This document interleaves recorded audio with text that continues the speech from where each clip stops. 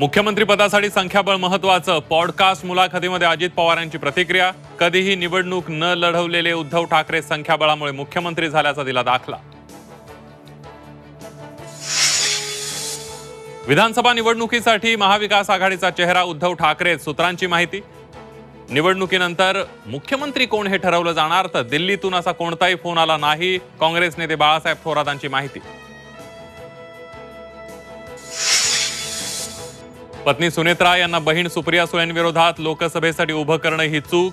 कुटुंबासाठी हा निर्णय चुकीचा. NIA वृत्तसंस्थेला दिलेल्या मुलाखतीत अजित पवारांची कबुली.